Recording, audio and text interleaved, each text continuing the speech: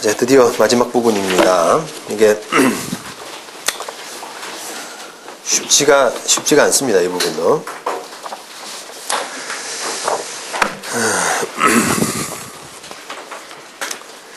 이 집합 건물은 이제 뭐 한 덩어리 건물을 그 구분 소유권이 있어요. 각각 이렇게 여러 사람이 나눠서 소유하고 있는 그런 관계를 이제 집합 건물이라고 하죠. 근데 그 집합 건물에서 이제 대지권이 항상 따르잖아요. 그 땅 부분에서 여러 사람 구분 소유자 여러 사람이 그 대지권을 이제 나눠서 가지게 되는데 그걸 일종의 이제 대지 사용권이라고 합니다. 그리고 각자 소유하는 아파트 생각해 보시면 되는데 아파트의 각 호실 각자 쓰는 부분을 전유 부분이라고 하고 그 다음에 거기에 딸린 대지 지분 이런 부분을 대지 사용권이라고 하는데 그게 따로 놀게 되면 따로 분리가 되게 되면은 되게 혼선이 많이 생기겠죠. 그죠? 같이 붙어 다녀야 그게 집합 건물의 취지에 맞는 게 되겠습니다. 그래서 그 집합건물도 집합건물법에서도 그 20조에서 그런 그런 취지를 지금 규정을 하고 있는데 전유 부분과 대지 사용권의 일체성 이렇게 했죠. 그래서 1항 구분 소유자의 대지 사용권은 그가 가지는 전유 부분의 처분에 따른다. 전유 부분의 처분에 따른다. 그 다음 2항 구분 소유자는 그가 가지는 전유 부분과 분리해서 대지 사용권을 처분할 수 없다. 다만 규약으로서 달리 정한 때는 그러하지 아니하다. 3항 제2항 본문의 분리처분 금지는 그 취지를 등기하지 아니하면 선의로 물권을 취득한 제3자에게 대항하지 못한다. 이런 취지입니다. 그런데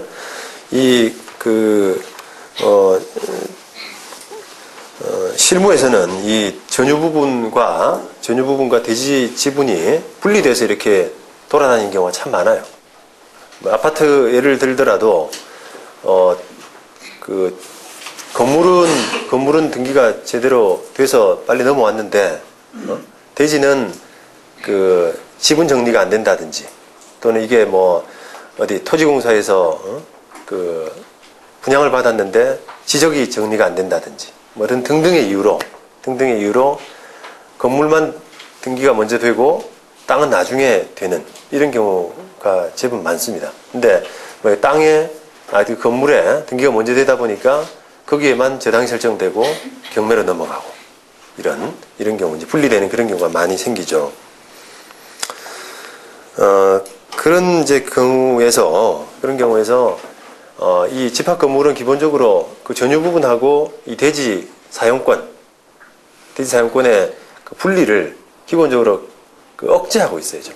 그래서 그런 취지에 따라서 같이 일체성이 있고 분리도 안 되고 잘 안 되고 하는 그런 취지에 따라서 법원이 여러 가지 해석을 많이 하고 있습니다. 그런데 이게 경향도 점점점 강해지고 있어요. 그런 경향도. 그래서 판례를 쭉 이제 소개해 드릴 텐데, 이런 판례 취지를, 좀 제대로 이해를 못 하시게 되면은, 자칫하면은 큰 낭패를 볼 수가 있습니다. 그러니까 기본적으로 대지 사용권은 전유 부분의 어떤 한 꾸러미다. 경매에서. 그렇게 이해를 하시는 것이 가장 무난하고 기본적입니다. 별개로 생각해서는 안 돼요. 예를 들어. 그게 지금 어떤 결론적으로 제가 말씀드릴 수 있는 부분인데요. 하나하나씩 이제 좀 짚어보겠습니다. 267페이지에 대법원 95년 사례. 이게 목동 신시가지 아파트인데요.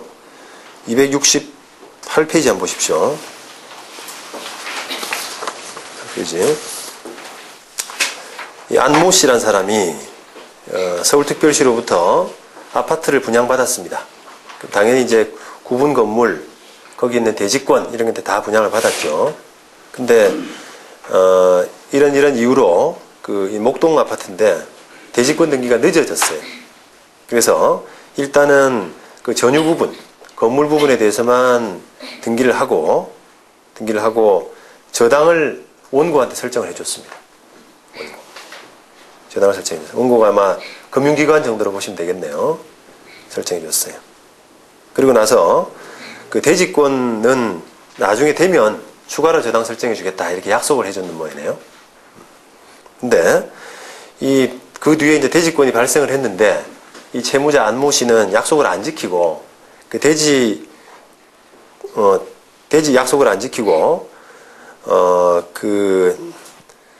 원래는 그 대지권 발생하면은 그 금융기관, 원고 금융기관에 대지권에 저당 설정해 주기로 약속을 했는데 그 약속을 안 지키고 피고한테 그 구분 건물하고 전유 부분하고 대지권에 대해서 담보가 등기를 설정해 줘 버렸답니다.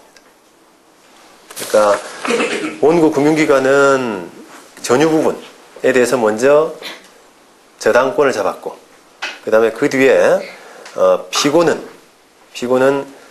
뒤에 된 대지권하고 그 다음에 전유 부분에 대해서 담보가 등기를 잡았고 이런 관계입니다. 그런데 요게 이제 그 전유 경매가 들어갔는데 원래 이제 이 경매는 당연히 지금 이제 나중에 쭉 보시면 아시겠지만 당연히 이게 그 전유 부분과 대지권은 함께 가야 돼요. 그래서 그 일종의 좀 뭐랄까요? 대지권은 그 종물이에요. 종물. 또는 종된 권리. 그러니까 전유 부분이 주물이라고 또는 주된 권리라고 하면은 대지 사용권은 종물 내지 종된 권리라고 해야 됩니다. 그러니까 우리가 법에 민법 100조에 보면은 뭐 종물은 주물의 처분에 따른다. 이런 규정이 있어요. 그러니까 주물이 누구한테 가버리면 누구한테 소유권이 넘어가 버리면 종물도 따라가는 겁니다. 그냥. 그래서 이게 전유 부분에 대해서 경매가 신청되면은 법원이 기본적으로 대지권까지 같이 경매로 넣어야 돼요. 어차피 넘어갈 종물 내지 종된 권리이기 때문에 같이 평가해서 넣어야 됩니다. 그죠? 그런데 여기 이제 그 경매 들어갈 때는 이게 전유 부분, 그다음에 대지권 이게 경매로 같이 들어갔는데 문제는 배당할 때 그래서 낙찰이 됐어요. 적법하게 누군가 소유권 취득했는데 배당하는 과정에서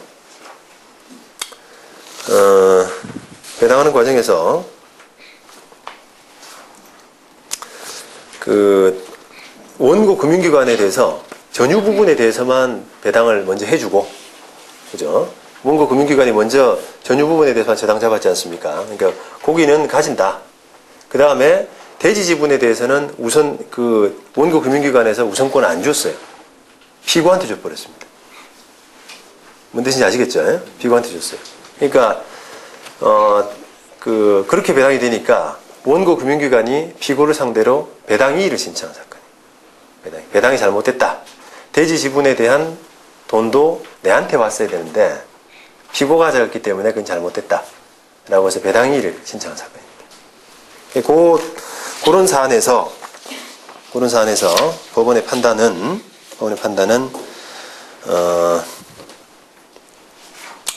당연히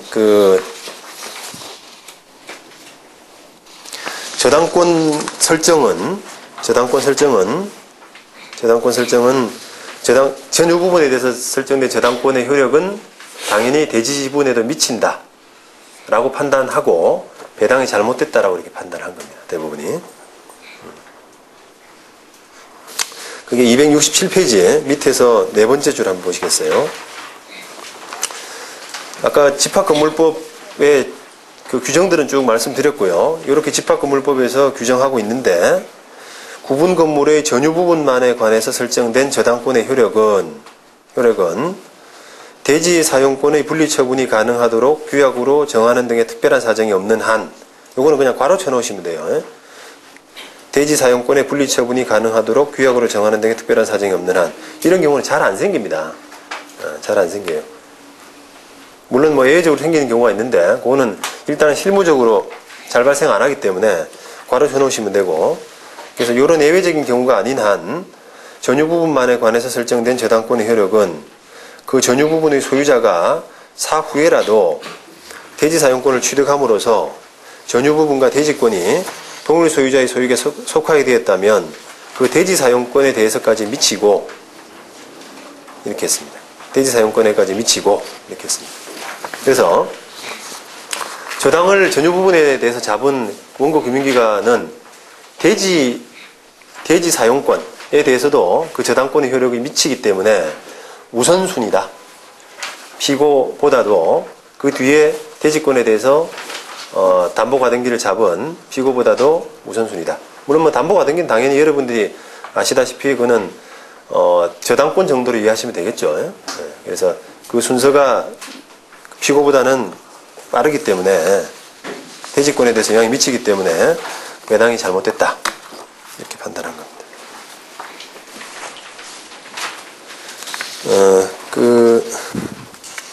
이 사안도 역시 마찬가지로 전유 부분에 대해서만 저당권이 설정돼서 원고가 낙찰을 받았어요. 그 전유 부분을 낙찰을 받았는데 그 대지 지분권이 자기 등기가 안 되니까, 그러니까 그 우리가 경매 과정에서 이게 대지 지분권이 그 대지 지분권까지 등기를 받을 수가 있고요. 등기 촉탁에 따라서 등기를 받을 수가 있고 또 못 받을 수가 있고, 이 사안이 굉장히 많이 나뉘어져 있어요. 그러니까 그 등기할 때까지 뭐 그 제대로 등기가 대지 지분권화 돼 있으면은 법원이 그걸 같이 평가해서 이렇게 해주는데, 등기가 아직 제대로 안 돼 있으면은 그걸 그 이전 등기할 수 있는 방법이 없잖아요. 그럼 나중에 이제 전유 부분에 대해서만 등기 받고 나서 그 못 받은 대지 지분을 등기해 달라, 나중에 청구를 할 수가 있는데, 지금 이 사안이 이제 그런 케이스입니다. 낙찰을 받을 때 전유 부분에 대해서만 등기를 받아서 나중에 이제 대지 지분권에 대해서 이전 등기를 해달라는 그런 사안인데, 결국 아까 이제 논리대로 보자면 이 전유 부분을 주물이라 본다면 대지 지분권 당연히 넘어왔습니다. 그냥 넘어왔어요. 그렇게 봐야 되는 것이 맞죠. 그래서 법원 판단 대법원은 그렇게 그 인정을 해야 된다라고 그렇게 판단했는데, 원심은 조금 다르게 판단했어요. 이 원심 판단이 271페이지. 이 피고 회사가 이제 분양한 회사거든요. 분양한 회사인데, 결국은 원고가 이제 전유 부분을 낙찰을 받고, 그다음 분양하는 회사를 상대로 지분권 넘겨달라, 이런 이제 주장을 한 사안인데, 그 피고 회사가 원심 판단을 어떻게 해서 이 대법원하고 생각이 달랐냐면은, 이 분양한 회사가 이거 피고 김순모 씨가 그 분양받은 수분양자입니다. 수분양자. 그래서 이 분양회사가 이 수분양자에게 전유 부분에 대한 소유권 이전 등기를 격려할 당시에, 넘겨줄 당시에 그 대지 사용권을 취득하지 못했기 때문에, 대지 사용권이 아직 없었기 때문에 피고 김순모도 이를 취득할 수가 없어서 그 근저당권의 효력은 대지 사용권에 미치지 않는다. 그래서 낙찰받은 원고도 이를 취득할 수 없다. 이렇게 판단했는데, 법원은 이제 그런 게 아니라 본 겁니다. 대법원 판단은 지금 271페이지, 72, 밑에 부분 보시면 되는데요. 세 번째 줄, 집합건물의 건축자로부터 전유 부분과 대지 지분을 함께 분양한 형식으로 매수해서 그 대금을 모두 지급함으로써 소유권 취득의 실질적 요건은 갖추었지만 전유 부분에 대한 소유권 이전 등기만 격려받고 대지 지분에 대해서는 이런 사정으로 아직 소유권 이전 등기를 격려받지 못한 자 역시 매매계약의 효력으로서 전유 부분의 소유를 위해서 건물의 대지를 점유 사용할 권리가 있는데, 이건 뭐 대지 사용권이다, 취득한다. 그리고 그 페이지의 맨 밑에 줄 보시면 이 피고회사들이 세 번째 줄, 밑에서 세 번째 줄, 피고 김순모가 전유 부분에 대한 소유권 이전 등기를 격려받을 당시 피고회사들이 한국토지개발공사로부터 매수한 집합건물의 대지에 관해서 소유권 이전 등기를 마치지 못한 상태였다고 하더라도 피고회사들은 집합건물의 대지를 인도받아 지상의 집합건물을 신축하였으므로 전유 부분의 소유를 위해서 이를 점유 사용할 권리가 있고 김순모 역시 이렇게 해서 취득했다. 이렇게 본 거예요. 그러니까 이 분양될 당시에 그러니까 이 원심 판단은 분양을 해서 그 수분양자한테 소유권 이전 등기를 넘길 당시에 아직 그 피고회사, 분양을 해준 회사가 토지공사로부터 이 대지 사용권을 취득하지를 못했으니까 김순모 역시 피고회사로부터 그걸 취득을 못한 거고 또 김순모 지분을 낙찰받은 원고도 취득을 못한 거다 이렇게 봤는데 법원은 그 김순모가 이전 등기를 넘겨받을 당시에 이 사람이 피고회사가 아직 여전히 대지 지분을 못 가져온 상태라고 하더라도 그 대지 지분권을 원고가 취득하는 데는 지장이 없다는 거예요. 결과적으로. 그러니까 시기적으로 아직 되든 안 되든 상관없이 그게 대지 지분권이었다면 대지 지분권으로서 집합건물의 대지였다면 나중에라도 청구할 수 하는 데는 지장이 없다. 이런 논리입니다. 지금 이 사건은 지금 원고가 이제 전유 부분을 낙찰받고 전유 부분에 대해서만 전유 부분을 낙찰받아서 그 대지 지분권 아직 등기를 못 넘겨온 상태에서 대지 지분까지 넘겨오기 위해서 이제 피고회사 그러니까 원래는 원고가 지금 대지 지분권을 누구한테 받아야 됩니까? 김순모한테 받아야 되죠. 김순모 지분을 낙찰받았잖아요.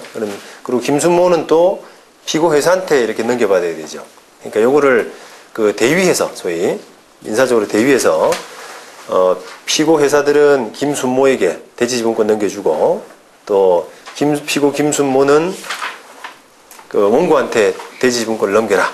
이런 판결을 이제 구한 사안입니다. 그래서 그게 인정이 된 그런 케이스입니다.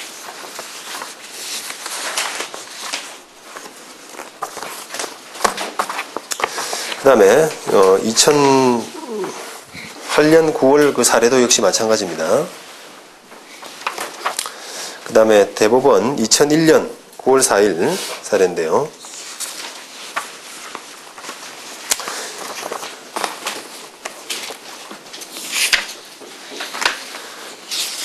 이거는 저 사안을 먼저 한번 보시겠어요? 275페이지.